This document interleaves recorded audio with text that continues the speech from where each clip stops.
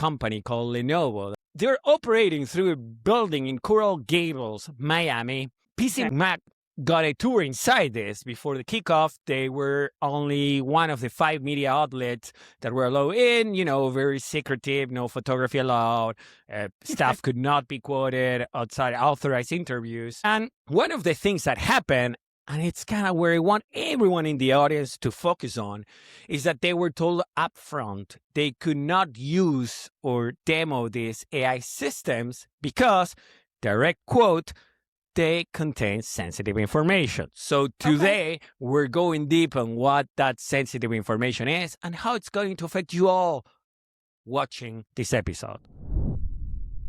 They're in this command center, but what is their AI technology actually doing in the games? Lenovo's system, basically, it's aggregating in real time for every stadium simultaneously. Crowd behavior, consumer spending patterns, fan movement, social media activity. It's all going into one unified AI dashboard that gives them pretty much real-time monitoring of everything going on.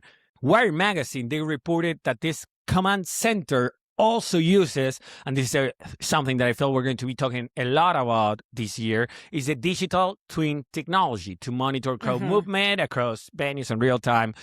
So this basically means a virtual mirror of the physical stadium that it's continuously being updated. Yeah, it's really interesting because I've heard about digital twins being really useful in like logistics or manufacturing processes. Like Walmart uses them to help improve their warehouse operations. It's really cool. I've never heard about it being used in this way, but it just seems like they're tracking a lot of data. Like they're not just tracking the games, but they're tracking the people, the crowd watching the games and the things that they do and their behaviors. Is that right? It's exactly right. We're all data cows, ready to go into the butcher. So speaking of data cows, let's talk about the Wagyu cow here, which is the players, right? Because there's also, on top of all of this, we have FIFA AI Pro, which is an AI system that uses detailed biometrics, collecting data from players, from a mental state to performance. If you watch football games, maybe you're aware with some of it, but basically they are collecting all sorts of analytics. And one important thing about this is that the FIFA players,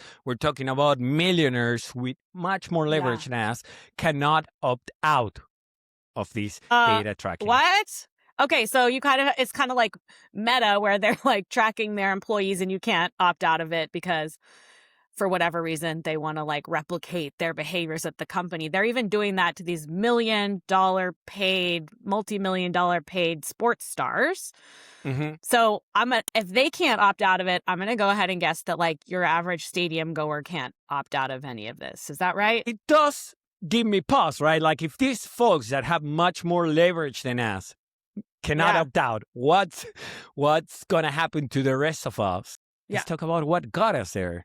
Nothing with this amount of production and surveillance and infrastructure gets into 16 American stadiums without a political cover story. And the cover story here is everybody's favorite Trojan horse, national security, right? The DHS put in $150 million. FEMA added $250 million, and there were $365 million in public money from our taxes that was spent before the first match. So, as you can see, there's lots of deals going on. The same way that when you have an armed conflict, there's a lot of service providers for those conflicts. Right now, we got companies like Anduril, everybody's favorite Palantir, and Lockheed Martin that are all involved in this infrastructure that facilitates national security. It's like this is such a slop world topic. Like the more you dig down, like the sloppier it gets. So we're talking about this group of companies, defense contractors, and now they're inside the building tracking all of this data about the audience and what they do and the players and what they do all while the game is going on. Exactly right. And Privacy International called this out and said defense companies are using the biggest sporting event in the world to normalize battlefield tested surveillance tools for civilian life, right? And then it gets worse, Kate. You know it always gets worse. No.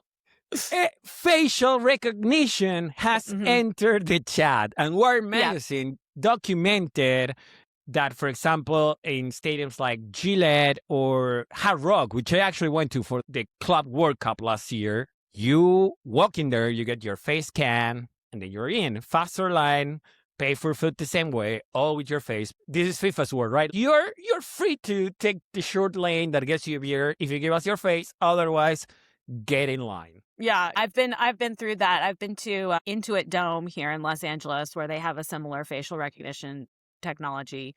And then if you opt out, like it just adds a little bit more friction to your experience, right? Things just go a little slower. Exactly. Or very slow. I mean, we see the same in airports now. But one of the things that you may ask yourself is, okay, we're collecting all of this data. Where does it go after the tournament? Because I'm sure they're keeping it just for the intended purpose and they're not going to do anything else, right? But the thing is, what they say is that this policy varies significantly by state and operator. So some folks might follow better privacy rules than others. Some others might be selling it in the black market. Who knows? In Mexico, the infrastructure stays up after the final, and the ACLU, alongside 120 civil rights organizations, has issued a travel advisory specifically flagging biometric data being accessed by ICE. They might have access to this biometric data. So, yeah, and that makes sense to me that it would go on a state-by-state level, because it's very North American of us to be like, well, Canada, United States, Mexico, they're each going to take their own approach. If you're in New York State or if you're in the state of wherever, we're going to have a different use of the data that was collected here. But it does make it too complex to trace it back to its origins and find out where it's going. Like, this gives me a lot of pause. It feels like you can't put the lid back on the box once all of this data is collected. And I got more on top of that, Kate, because if they didn't get your data in the stadium, how about you get the official FIFA app, which has a feature that it's called Smart Wayfinding, right? And it tells you which entrance is the fastest, where the lines are, how to get your seat. So very useful. Yeah. For example, when I go to the Pasadena Rose Bowl, I hate it every time because it's impossible to find how to get in. If there was an app like this for that, I would take it because it's genuinely useful. Now, this app tracks your location continuously, and it's fitting it to this command center in Coral Gables in Florida. Yeah. So you might have gotten that to tell you where the bathroom is, but now a company in Florida has a timestamp record of every place you were to for the last 3 hours. And Lenovo says, yes, all data would be anonymized and adhere to FIFA's stringent privacy policy, right? Something leads me to believe that they don't have a stringent privacy policy because they're allowing all of this data collection to happen. I don't know, just me. Kate, I don't know. You should not assume bad intentions. We've had this conversation before, Kate. These are good people trying to democratize everything.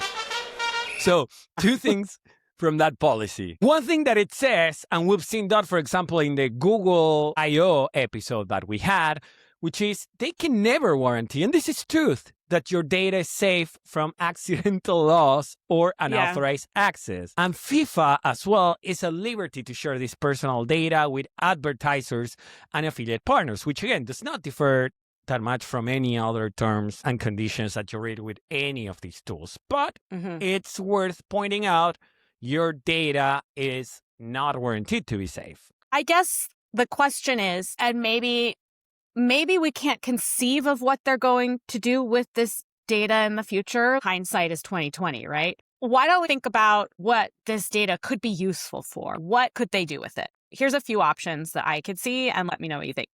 One, they could train better behavioral AI models, right? AI models that understand physical space, understand human movement through physical space, understand human behavior better, because AI models that we have today, they understand language extremely well, but they're not good at understanding the physical world, right? You have your biometric and crowd movement data, right? You have what 50,000 people are about to do before they do it. You can see the patterns of behavior. So that's one very rich data source that they're collecting that could be used for training robots, for example, or higher order AI models. Another, which is there are smart stadiums all over the world.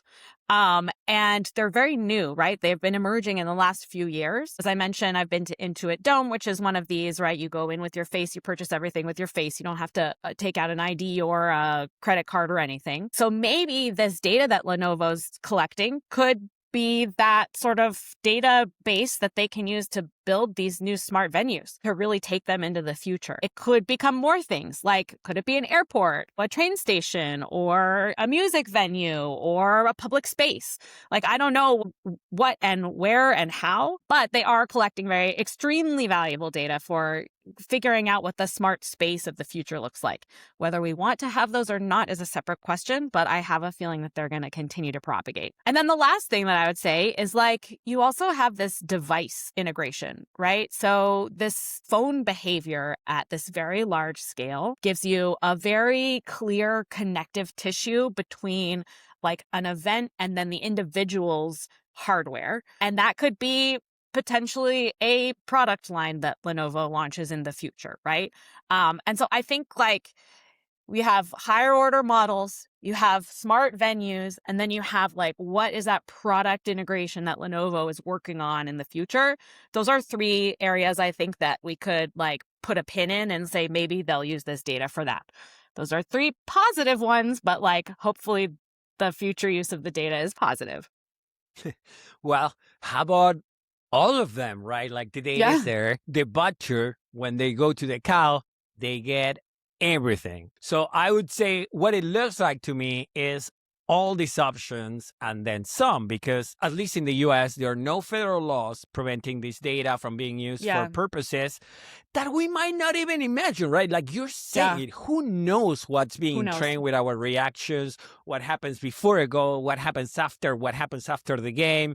Like we spoken about this in one of the first episodes of Slop, that, for example, when you see those delivery cards or the Waymo, they're, getting data that it's something that they can monetize. So why wouldn't they if there's nothing preventing them?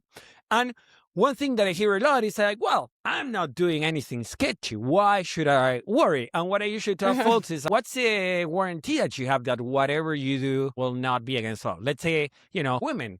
We already know that some states are tracking movements to where they go if they cross state lines. And this is happening in the US in 2026. So sure, we might not be doing anything sketchy right now, but we never know what might happen in the future and what might be deemed sketchy or against the law 5 years from now. It's kind of like this future data collection, like surveillance world is like kind of being normalized. You have these companies like Lenovo, you have these global organizations like FIFA, you have these defense contractors like Anduril and Palantir, like they're all putting their stamp on this. And they're saying, this is the future. Like, this is good. This is what we all should expect. And I think that we got to push back a little bit on the fact that, like, this is the expectation of what the world needs to be. It maybe isn't. And I know that there are, organizations that are pushing back on this type of, accepted level of surveillance of just walking around the world. Yeah.